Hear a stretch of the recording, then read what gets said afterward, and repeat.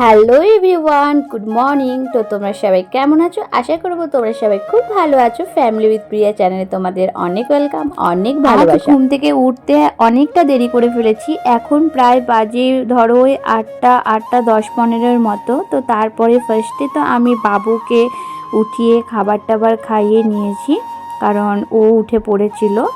তো ওকে ফার্স্টে খাইয়ে আমি কিন্তু এবার সংসারের কাজে লেগে পড়ব। যেহেতু ঘুম থেকে উঠতে দেরি হয়ে গেছিলো, তাই ভেবে পাচ্ছিলাম না কেমনভাবে কি করব যাতে আমার তাড়াতাড়ি হয়ে যায়, কারণ বাবুকে দেখারও একটা ব্যাপার থাকে। তাই কিছুক্ষণ বসার পর একটু সাজিয়ে নিলাম যে কেমনভাবে কি করলে আমার তাড়াতাড়ি সব কাজগুলো হয়ে যাবে বা আমি সব কিছু তাড়াতাড়ি টাইমের মতো করে উঠতে পারবো। কারণ তোমাদের দাদা ভাইও ডিউটি আছে, বাবারও ডিউটি আছে, সেই জন্য আমাকে কিন্তু রান্নাটা কিন্তু তাড়াতাড়ি করতে হবে। যেহেতু গতকাল ঝড় বৃষ্টি হয়েছিল, তাই কিন্তু ঘর বাড়ির মধ্যে প্রচণ্ড নোংরা ঢুকেছে বা বসেও গেছে, মানে এতটা নোংরা জমেছে যার পরিমাণে নিচে পা ফেলা যাচ্ছিল না। জানো তো, জানলা দরজা যতই বন্ধ করে রাখি না কেন, যখন ঝড় হয় না, এত জোরে ঝড়টা হচ্ছিল, আমার কিন্তু জানলার ফাঁকে বলো বা ওপরে যে ভেন্টিলেশনগুলো আছে ওগুলোর মধ্যেও কিন্তু আমার প্রচণ্ড পরিমাণে নোংরা জমে গেছিলো। তাই আজকে ঠিক করলাম যে না, ভালোভাবে কিন্তু বেডটা ফার্স্টে আমাকে ঝেড়ে নিতে হবে, লেগে পড়বো ঘর ক্লিনিকের কাজে। কিছুদিন আগেই হলো বেড কভারটা চেঞ্জ করেছি, তাই আর আজকে বেড কভারটা চেঞ্জ করলাম না। কিছুদিন যাক, তারপর না হয় বেড কভারটা একটু ধুয়ে দেবো। তো দেখো আমার বিছানাটা কিন্তু গোছানো কমপ্লিট হয়ে গেছে। তারপর এর মধ্যে একটা মাদুর পেতে দেবো, কারণ মাদুরটা না পাতলে কি হয় জানো তো, বাবু তো সারাদিন ওঠানামা করতে থাকে, খেলতে থাকে, আবার কিন্তু বিছানাটা নোংরা করে ফেলে। তারপর আবার লেস কুড়কুড়ে তো আছেই, ওগুলো এখন টুকটাক খেতে শিখেছে, তো ওগুলো ফেললে না পুরো পিঁপড়ে ধরে যায়। সেই জন্য আমি একটা মাদুর পেতে দিই, যাতে বেডটার মধ্যে পিঁপড়ে না লাগে।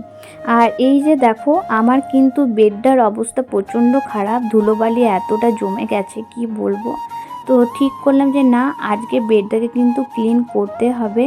আর তোমরা হয়তো দেখে বুঝতে পারছো ঠিক কতটা পরিমাণে নোংরা জমেছে। আসলে কি বলো তো, আমার যেহেতু ওপেন ছাদ বলতে আমাদের ওপরের রুমে কিন্তু এই একটা রুম আর এক সাইডটা কিন্তু ফাঁকা, সেই জন্য কিন্তু আমাদের নোংরাটাও কিন্তু প্রচুর ঢোকে। আর হ্যাঁ, যখন হাওয়া দেয় রুমটা কিন্তু ফার্স্টে আমার রুমটাই কিন্তু ঠান্ডা হয়ে যায়, এটা একটা প্লাস পয়েন্ট আছে।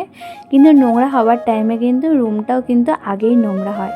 সেই জন্য আর ঠিক করলাম যে না, বেডটাকে ভালোভাবে পরিষ্কার করে নিই। আর কি বলো তো, এইরকম ডিপ ক্লিনিং না করা হয়ে ওঠেনি অনেক দিন ধরে, তাই আজকে ভাবলাম যে একটু ডিপ ক্লিনও হয়ে যাবে আর ঘর বাড়িগুলো একটু দেখতে ভালো লাগবে। আসলে কি জানো তো, বাবুকে নিয়ে না পেরে উঠি না। ছোটোবেলায় যদি বা আমি ঠিকঠাক রেখে দিতে পারতাম, মানে সব কাজ গুছিয়ে নিতে পারতাম, বড় হচ্ছে না ততটা দুষ্টুমি হচ্ছে, তত মনে হচ্ছে যেন আমার কাজের চাপটা বেড়ে যাচ্ছে। তাই বাবুকে এখন কিন্তু আমি আমার শ্বশুর মশাইয়ের কাছে দিয়ে এসেছি। আর বাবুর জানো তো এতগুলো বাস্কেট করে দিয়েছি খেলনা রাখার জন্য, কিন্তু তাও না ও এই বেডের দু সাইডে যে দুটো মানে 4টে বক্স আছে ওইগুলোর মধ্যে ভরে ভরে রেখে দেয়, অনেকটা জমে যায়। তারপর ঠিক করে যে না, একটা ঝুড়ির মধ্যে ওগুলো ফার্স্টে করে নিই, নাহলে তো বিছানার মধ্যে রাখলে তো আবার বিছানাটা নোংরা হবে। তাই ফার্স্টে ঝুড়ির মধ্যে নিয়ে কিন্তু আমি পরিষ্কারটা করে নিচ্ছিলাম। আর কি জানো তো, যখন আমি আজকে ক্লিনিং করতে বসেছি, মানে আমার মাথায় মনে হচ্ছে পুরো ভূত চেপে গেছে যে না, এটা কিন্তু আমাকে ভালোভাবে আজকে পুরো ঘরটাকে পরিষ্কার করতেই হবে। মানে এতটা নোংরা বসেছে না, পা দেওয়া যাচ্ছে না, প্রচণ্ড নোংরা হয়ে গেছে। তোমরা হয়তো অনেকেই ভাববে যে আমি জানলার মধ্যে পর্দা না লাগিয়ে কেন চাদর লাগিয়ে রেখেছি। আসল কারণটা হচ্ছে যে এদিকেও জানো তো আমার পর্দা ছিল, কিন্তু না আমার যেহেতু গ্লাস জানলা, সেই জন্য না প্রচণ্ড আলো ঢুকে, যার কারণে না বাবু ঠিকমতো ঘুমাতে পারে না। বাবু বেসিক্যালি না অন্ধকারে ঘুমাতে বেশি পছন্দ করে। তাই জানো তো, ওই সাইডের জানলার পর্দা প্লাস এই সাইডের জানলা পর্দা দুটোকে কিন্তু আমি একসাথে লাগিয়ে দিয়েছি। আর যেহেতু ওই জানলাটা আমাদের পূর্ব দিক করে, তাই কিন্তু সূর্যের আলোটা খুব ঢোকে, আর গ্রীষ্মকালে না পুরো বেডটাও গরম হয়ে যায়। আর জানো তো, এইদিকে জানলাগুলো ভেবেছি যে পর্দা কিনবো, তো দেখি কখন কেনা হয়ে ওঠে। তো তারপরেই আমি কিন্তু আমার ফুলদানিটা ভালোভাবে পরিষ্কার করে নিচ্ছিলাম। আর হ্যাঁ, এই বাঁশের যে ফ্লাওয়ার ভাসটা আছে, এটা কিন্তু আমাদের এখানে যে একটা সৃষ্টিশ্রী মেলা হয়েছিল ওখান থেকে কিনেছিলাম। আর ফুলগুলো কিন্তু আমার ওখান থেকে নেওয়া। এটা বেসিক্যালি একদমই একটা কি কাগজ দিয়ে তৈরি করা, দেখতে কিন্তু খুবই সুন্দর, আমার কিন্তু খুব পছন্দের। তো ওটাকেও আমি ভালোভাবে পরিষ্কার করার পর ভাবলাম যে না, একবার কুলারটাকেও পরিষ্কার করে নিই। তোমরা হয়তো অনেকেই দেখে থাকবে, আমি কিন্তু প্রায় টাইমই কুলারটা পরিষ্কার করি, মানে আমার হাতে যখনই টাইম থাকে না তখনই আমি কুলারটা ঠিকঠাক পরিষ্কার করে নিই। তাও জানি না কেন এত নোংরা জমে যায় কুলারটার মধ্যে। আর আজকে তো আমি বেসিক্যালি সার্ফ জল দিয়ে পরিষ্কার করছিলাম, সাইডে এতটা চিটচিট টাইপের নোংরা জমে গেছিলো কি বলবো। তারপরে দেখলাম যে না, ঘরটাকে একবারে গুছিয়েও নিই, যখন মোছা টোছাগুলো হয়ে গেছে তাই ফুল টুলগুলো একটু ভালোভাবে মুছে টুছে নিচ্ছিলাম কাপড় দিয়ে। তো ওগুলো এখন ভালোভাবে বেডটাকে আমি সাজিয়ে নেবো, একবারেই কাজটা রয়ে যাবে, আর ফেলে রাখলাম না, কারণ ফেলে রাখলে তো আবার আরেকটা কাজ বেড়ে যাবে। আর কি বলো তো, বাবু যদি ওপরে উঠে দেখে যে এমনি সব অগোছালো, ও কিন্তু আরও এধার ওধার করে দেবে, ফুলগুলো ছিঁড়ে দেবে। তাও ও জানো তো খুব একটা যে বদমাশ করে, কিন্তু ঠিক কথায়, কিন্তু দেখো ওই ফুলগুলো কিন্তু ও কোনোদিনও হাত দেয়নি, কোনোদিনও ছেড়েনি। ফার্স্টে তো আমি ভাবলাম যে ফুলগুলো তো এখানে লাগাচ্ছি, কি জানি কি হবে না হবে, ছিঁড়ে দেবে। আর এই বছর মানে 1-1.5 বছর হলো আমি ফুলগুলো লাগিয়েছি, প্রথম হওয়ার পর তো এখানে বাবুর ওষুধপত্র এগুলোতেই জমে থাকে। তো বেডটা গোছানো কমপ্লিট করে চলে এলাম কিন্তু এবারে বারান্দাটার মধ্যে। বারান্দাটাও একটু ডিপ ক্লিন করতে হবে, কারণ এখানেও খুবই নোংরা জমে গেছে। তো দেখো চেয়ারের মধ্যে দেখতে পাবে আমার সিঁড়িতে যে সমস্ত থাকে তেল টেল, সেগুলো আমি কিন্তু আগে চেয়ারের মধ্যে রেখে নিয়েছি, কারণ সিঁড়িটা একটু ঝাড় দিয়ে নিয়েছিলাম, ওপরের সিঁড়িটা। তারপরে আমি কিন্তু এবার বারান্দাটা ঝাড় দিয়ে নেবো। আর বারান্দাটার থেকে যে কি পরিমাণে ধুলো বেরোচ্ছে, মানে তোমাদেরকে কি বলবো। এমনিতে খুব একটা যে নোংরা হয়ে থাকে তা নয়, আমি প্রায় টাইমে পরিষ্কার করি, তোমরা হয়তো দেখে থাকবে। কিন্তু ওই যে গতকাল যে ঝড়টা দিয়েছে, পুরো ঘর বাড়ি কিন্তু নোংরা ভর্তি করে দিয়েছে। আর এই যে দেখতে পাচ্ছ, এই বাস্কেটটা কিন্তু আমি ইদানিং নতুন কিনেছি বাবুর খেলনা রাখার জন্য। ওই যে তোমাদেরকে বললাম না, যতই বাস্কেট রাখি না কেন, তাও বাবু না ওই বেডটার সাইডের যে বক্স দুটো থাকে ওইগুলোর মধ্যে না সব খেলনা টেলনাগুলো ভরে ভরে রেখে দেয়, আর খোঁজার টাইমে খুঁজে পায় না। এত বাস্কেট কিনে দিয়েছি কি বলবো। নিচের রুমেও জানো তো অলরেডি 2টো বাস্কেট আছে, প্লাস ওপরে ছাদের তো কত খেলনা তুলেই রেখে দিয়েছি। মানে যাদের বাড়িতে বাচ্চা থাকে তাদের হয়তো এমনি প্রবলেম হয়, যতই খেলনা কেনো কি না, মেলা গেলে কিন্তু আবার সেই খেলনা কিনবো, আর 1 দিন কি 2 দিন খেলার পর খেলনাটা যে কোথায় আমি তো ওপরে রুমটাকে প্রত্যেকদিন প্রায় 2বার করেই ঝাড় দিই, কিন্তু তাও দেখতে পাচ্ছ ঠিক কতটা পরিমাণে নোংরা বেরোলো। আর জানো তো ওই যে ক্লিপ টিলিপ ওগুলো কিন্তু খাটের তল থেকে বের হলো। ওই যে বললাম না, বাবু এধার ওধার ছুঁড়ে দেয়, ফেলে দেয়, মানে সারা দিন ও কিছু না কিছু বদমাশি করতে করে। আমি বলেছি যে তুই কাগজটাকে ছিঁড়ে পরে একটা বক্সের মধ্যে রাখবি, নাহলে বাস্কেটের মধ্যে ভরে রাখবি, আমি পরে ফেলে দেবো, কিন্তু ও পুরো ঘর বাড়ি ছড়িয়ে রেখে দেয়। মানে মাঝে মাঝে না পেরে উঠি না ওর সঙ্গে। তো তারপরে আমার ভালোভাবে কিন্তু ঘরটা ঝাড় দেওয়া হয়ে গেল। তারপরে সঙ্গে সঙ্গে কিন্তু আমি গেটটা লাগিয়ে দিলাম, কারণ এখনও কিন্তু বাইরে বেশ হাওয়া দিচ্ছে।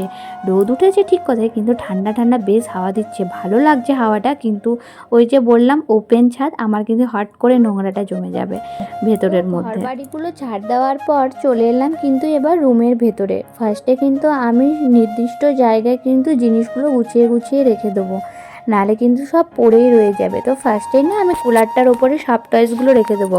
আর জানো তো প্রথম যখন আমি কুলারটা কিনেছিলাম, ভেবে উঠতে পারছিলাম না যে কুলারটার ওপরে কী এমন রাখলে যেটা নষ্টও হবে না, ভাঙবেও না। তারপরে ভাবলাম যে না, সব টয়েসের থেকে কিন্তু বেটার অপশন আর কিচ্ছু হবে না, কারণ এটা পড়ে গেলে ভাঙবেও না, নষ্টও হবে না। আর তুমি নর্মালি নষ্ট মানে ধুলো টুলো জমে গেলে কিন্তু এটা ধুয়ে দিতে পারো। তাই আমি ওই সব টয়েসগুলোই রেখে দিলাম। তারপরে কিন্তু আমি সিঁড়িটা ভালোভাবে যে ঝাড় দিয়ে জিনিসগুলো রেখেছিলাম ওগুলো সরিয়ে নিলাম, কারণ আমি সিঁড়িটাকে আজকে ভেবেছি ভালোভাবে মুছেও নেব। তারপর দেখছি যে না, চেয়ারটাও কিন্তু খুব নোংরা হয়ে গেছে, তাই চেয়ারটাও আমি ভালোভাবে পরিষ্কার করে নিচ্ছিলাম, কারণ চেয়ারটাতে তো মাঝের মধ্যে বসা হয়, প্লাস বাবু কিন্তু এখানে দাঁড়িয়ে দাঁড়িয়ে হাত ধোয় বেসিনটা তো ও লাগাল পায় না, চেয়ারটার ওপরে দাঁড়িয়ে কিন্তু হাত ধোয়, ব্রাশ করে। তো চলো এবার উপরে ছাদে যাওয়া যাক। উপরে ছাদটাও কিন্তু আর দেখো জলটা ঢালার সঙ্গে সঙ্গে এগুলোর মধ্যে কতটা নোংরা নেমে এলো উপর থেকে, এতটা ধুলোবালি বসেছে, তোমাদেরকে বললাম না পা দেওয়া যাচ্ছে না। উপরের সিঁড়িগুলো তো আরও অবস্থাটা খারাপ ছিল। তোমাদেরকে একটা এখানে ছোট্ট কথা শেয়ার করব, সেটা হচ্ছে জানো তো প্রথম না এই কাজগুলো আমার খুব একটা করা হয়ে উঠতো না, আর ভালো লাগতো না। আসলে বাবার বাড়িতে কখনো করিনি তো খুব ভালো লাগতো না করতে, কিন্তু যখন থেকে বুঝতে শিখেছি যে না এটা কিন্তু আমার সংসার, আমাকে কিন্তু করতে হবে, তখন থেকে করি। আর এখন করতে করতে এমন হয়ে গেছে, মানে এটার প্রতি না আমার এটা ভালোবাসা জন্মে গেছে, মানে নোংরা ভালো লাগে না।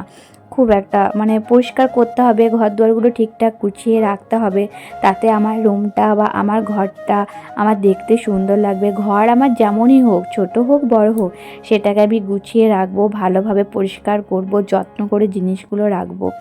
আগে যেটা আমি একদমই করতাম না যত্ন, কিন্তু এখন এটা আমি করতে শিখে গেছি। তো দেখো সিঁড়িটা মোছার পর কিন্তু আমি চলে এসেছি রুমের মধ্যে। রুমটাও ভালোভাবে মুছে নেবো, বেডের তলগুলো, আলমারির তলগুলো, এগুলো কিন্তু আমি যখনই ঘর মুছি আমি কিন্তু এগুলো ডেলি করি, কিন্তু তাও দেখতে পাচ্ছ কতটা নোংরা, বালতির জলটা দেখেই বুঝতে পারবে ঠিক কতটা নোংরা। আর আজকে আমি শুধুমাত্র ফিনাইল দিয়ে যে ঘর মুছি তা নয়, ফার্স্টে আমি কিন্তু সার্ফ জল দিয়ে মুছে নিচ্ছি, তারপর কিন্তু আমি আরও 1 বালতি জল ফিনাইল দিয়ে মুছে নেব। ঘরটারগুলো মোছার আগে কিন্তু আমি রান্নাটা করে চলে এসেছি। এখন প্রায় বাজে 11টা, সাড়ে 11টার মতো। আমি কিন্তু ফার্স্টে রান্নাটা কমপ্লিট করে নিয়েছি, কারণ তোমাদের দাদা ভাই বলো, বাবা বলো, ওরা কিন্তু ডিউটি যাবে।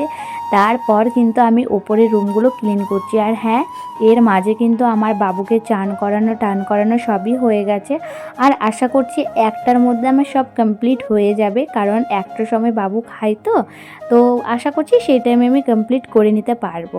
তো রুম টুমগুলো ভালোভাবে পরিষ্কার করার পর দেখো আমি ছাদটাও ভালোভাবে পরিষ্কার করে নিচ্ছিলাম জল দিয়ে দিয়ে, আর বালতির জল দিয়ে দিন আমি। আর জানো তো, তোমাদের সঙ্গে একটা কথা শেয়ার করব, সেটা হচ্ছে ওই যে আমি কিছুক্ষণ বসে একটু ভেবে নিয়েছিলাম কেমনভাবে কি কাজ করলে আমার তাড়াতাড়ির মধ্যে সব হয়ে যাবে, তো ওটাই মনে হয় আমার ভালোভাবে কাজে দিয়ে গেছে। তো দেখো আমি প্ল্যান করে কাজ করেছি বলে কিন্তু আমার টাইম অনুযায়ী কিন্তু সব কাজ কমপ্লিট করে আমি ফেলেছি বলতে পারো। তো ঘরটার মুছে কিন্তু আমি এবারে যেটা যে জায়গায় থাকে সেটাও কিন্তু রেখে দেবো। আর রোদও প্রচণ্ড দিয়েছে আর প্রচণ্ড কিন্তু হাওয়াও দিচ্ছে, তো গেটটাকে লাগিয়ে কিন্তু আমি এবার জিনিসগুলো সব সাজিয়ে গুছিয়ে রেখে দেবো। আর এবার থেকে না এই নর্মালে কিন্তু সিঁড়ির মধ্যে জিনিস রাখবো না, ঠিক করেছে একটা ঝুড়ির মধ্যে না আমি জলের বোতল বলো বা আরও কিছু জিনিসপত্র, যেহেতু আজকে ঘর দৌড় চলে যাবো ঝাড়াঝুড়ি করেছি, তাই কাচারও অনেকটা পরিমাণে হয়েছিল, তাই আমাদের কিন্তু খাবার টাবার খাওয়ার পর কিন্তু এখন আমি মেলে নিচ্ছি। তোমাদের দাদাভাই বলছে যে না মেলার দরকার নেই, কারণ মেঘ অনেক করেছে, কিন্তু আমি বললাম যে না, একটু মেলে নি, জলটা ঝরে যাক, তারপরে ওপরের সিঁড়িতে না আর পরে মেলে দেব। এই একদম চপচপে ভিজে যেগুলো আছে সেগুলো যদি তুমি ঘরের মধ্যে ডাইরেক্ট মেলে দাও না, তারপরের দিন হয়তো 2-3 দিন পর হয়তো শুকিয়ে যায়, ঠিক কথাই, কিন্তু না কেমন একটা গন্ধ ওঠে, মানে কেমন একটা গুমো গুমো গন্ধ ওঠে, যেটা কিন্তু ভালো লাগে না, ওই জামাগুলো পরতে ভালো লাগে না। সেই জন্য আমি ভাবলাম যে একটু জলটা ঝরে যাক, হালকা রোদ্দ নেই, একদমই মেঘ করে গেছে, একটু ঝরে যাক, তারপর না আমি মেলে দেবো, তারপর দিন সকালে আরেকবার রোদে দিয়ে দেবো। আর এখানে দেখো বাবু আমাকে ঠিক কতটা জ্বালাতন করছে। আমি তোমাদের দাদাভাইকে বললাম যে ওকে নিয়ে পরে তুমি ভেতরে যাও, আর তখন ভিডিওটা তোমাদের দাদাভাই করে দিচ্ছিল। এখনই বাস টাসগুলো বলো যদি পায়ে টায়ে পড়ে যায় ব্যথা পাবে, সেই জন্য ওকে কিন্তু সব কাজ টাজগুলো গুটিয়ে একটু ঘুমিয়ে নিয়েছিলাম দুপুরবেলা, নালে ভালো লাগছিল না। আর দেখো বিকেলবেলায় উঠে ঠিক কতটা পরিমাণে বৃষ্টি এখানে ঝরে পড়েছে। আর জানো তো আমি না ঘুমিয়েই পড়েছিলাম, আমার জামা প্যান্ট বলে খেয়ালে ছিল না। আর এই দেখো তোমাদের দাদাভাই কিন্তু সব ঠিকঠাক মনে করে কিন্তু জামাগুলো কুড়িয়ে রেখেছে। আসলে তোমাদের দাদাভাই নিচের রুমে ছিল আর আমি আর বাবু ওপরের রুমে ঘুমাচ্ছিলাম, আর ওপরের রুমে থাকা সত্ত্বেও দেখো আমি না ঠিকমতো বুঝতে পারিনি। তো যাই হোক, তোমাদের দাদাভাই কিন্তু আমার জামাগুলো ভিজতে দেয়নি, মানে কুড়িয়ে দিয়েছে, বাকিটা তো ওপরে ছাদে গিয়ে মেলে দেবো। আর এখন হয়ে গেছে সন্ধ্যাবেলায় বাবুকে তো একটু পড়তে বসিয়েছিলাম, তারপরে বললো যে মা আমি একটু খেলা করবো, তারপরে আবার পড়বো না, ঠিক আছে চল তুই খেলা কর, তারপরে একটু পরে পড়ে নিবি। তো পড়াটা কমপ্লিট করার পর আমি রীতিমতো বই টইগুলো সব গুটিয়ে রেখে দিলাম। আর ওকেও বললাম যে তুই তোর নিজের খেলনাগুলো কিন্তু নিজে গুটিয়ে রাখবি। আর আমি এখন থেকে ওকে না টুকটাক কাজগুলো করাই, যেমন ও পড়তে বসে বইগুলো ওকে মাঝের মধ্যে গোটানো করায়, বা খেলনা খেলে আমি ওকে ঝুড়ির মধ্যে ভরে দিই, বা কখনো কখনো ভরিও না, ও নিজেই ভরে কিন্তু ওর নিজের খেলনা ঠিকঠাক নিজের মতো জায়গায় কিন্তু ও রেখে দেয়। মানে ওটা ছোটোর থেকে আমি চেষ্টা করি যে কি মানে একটু নিজের কাজগুলো ওকে নিজে করবার। তো দেখো মোটামুটি আমার সব এখানে করা হয়ে গেল। এবার কিন্তু আমাকে নিচে রুটিটা করতে যেতে হবে, সেই ভিডিওটা কিন্তু আমি তোমাদের সঙ্গে শেয়ার করতে পারলাম না। তো আমি বাবুকে খাবারটা খাইয়ে নিই। তো এতদূর পর্যন্ত যারা আমার সঙ্গ দিয়েছো তারা প্লিজ একটা লাইক অবশ্যই করো আর আমার পাশে থেকো। আর যদি আমার ভিডিওগুলো ভালো লেগে থাকে please like share and subscribe করে দিও। আজকের মতো টাটা।